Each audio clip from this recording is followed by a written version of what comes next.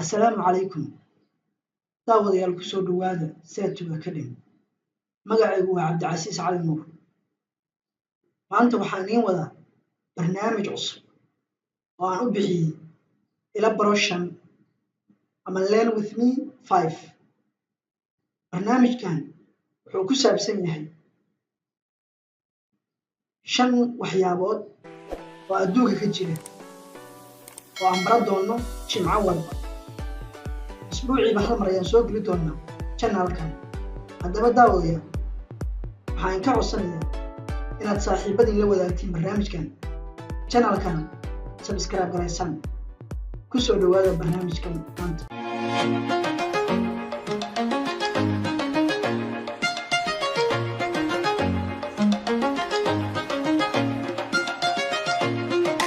Maanta barnaamijkeena waxaan ku bilaabaynaa 5 jaamacadood ee adduunka waxbarasho ahaan ugu tayo fiican.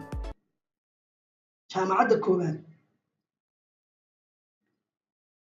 Massachusetts Institute of Technology MIT ayaa la dhahaa jaamacadda magaceeda. Waa jaamacad private ah ama dad shaqsi ay leeyihiin. Waxaa la aasaasay 1861.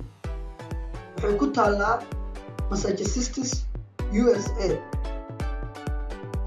Ninka hadda madaxweynaha ka ah waxaa loo yaqaanaa L. Rafael Raif. Macallimiin ahaan waxaa 2018 macallimiin ahaan ay u haysatay 1074 macallin. Total students ay haysatay sanadka 2018 waxay ahaayeen 11,574 arday. Ardadaas marka laba loo qaybsho ardada bachelorka ah oo 4 sano ugu horeysay jaamacadda ku jira waxay ahaayeen 4,602 arday. Ardada oo 4 sano dhameysana ee masterka ahna waxay ahaayeen 6,972 arday. Jaamacadda koowaad halkaas inoo gudbina. Jaamacadda labaad waxaa la yiraahdaa Stanford University. Waa jaamacad sidoo kale private ah ama jaamacad shakhsiyada ay leeyihiin. Jaamacaddan waxaa la aasaasay 1891. waxaana aasaasay 2 nin oo la yiraahdo Leland iyo Jane Stanford. Waxay ku taallaa Stanford, California, USA. Hadda ninka madaxweynaha ka ah waxaa la yiraahdaa Mark Teresa Lavigne. Macallimiin ahaan waxay u haysatay 2018 2,219 macallin. Total arday ahaan waxay haysatay ardada waxay haysatay 16,520 arday. Ardada oo undergraduate-ka waxay ahaayeen 7,083 arday. Ardada postgraduate-kana waxay ahaayeen 9,437 arday. Jaamacadda saddexaad waxaa la yiraahdaa Harvard University. Waa jaamacad private ah laakiin kuwa kale waxay u duwan tahay ayadu dadka Mareykanka u dhashay si mutadawacnimo ah ama scholarship badan ayay siisaa.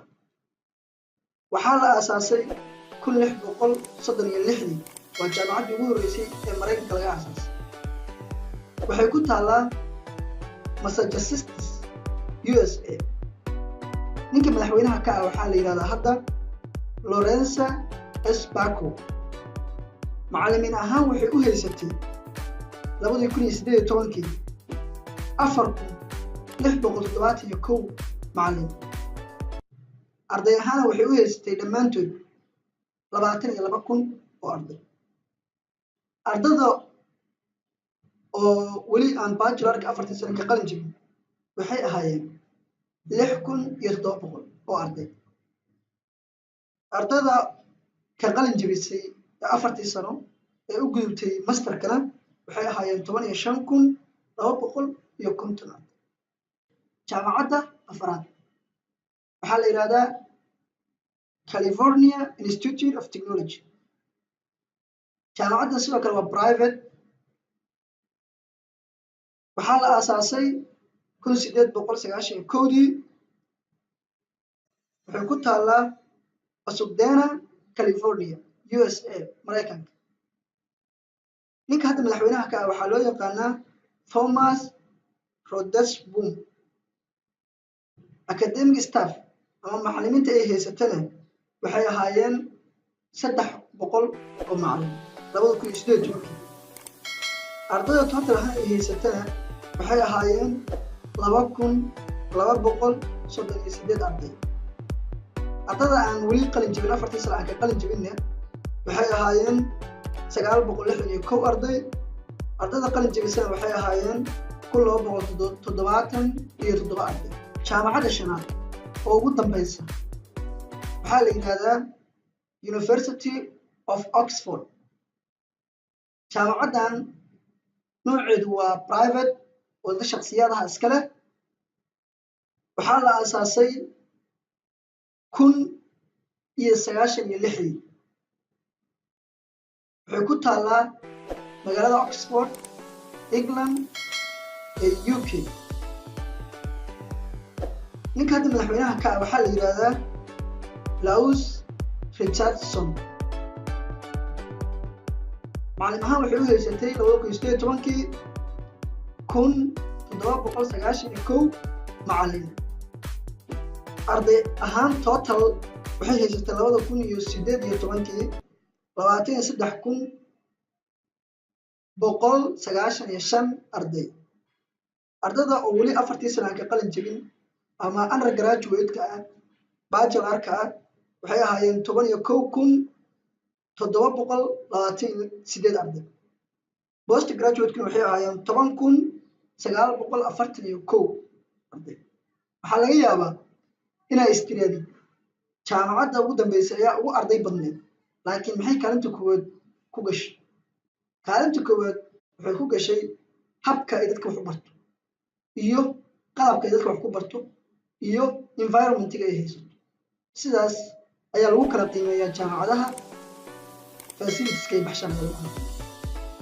marka maanta halkaas ayaan kusoo gabagabeynaynaa.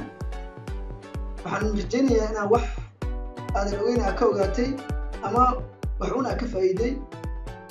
fadlan haddaad nagu cusub tahay channelka, saaxiibada la wadaag, adiguna subscribe si aad ula socotid fiidiyoyo badan. gambalaalkana taabo si ay kugu soo dhacaan fiidiyo walba oo aan soo dhigno. fiidiyogan haddii aad ka heshana commenti ka soo dhiib. wassalaamu calaykum waraxmatullaahi wabarakaatu.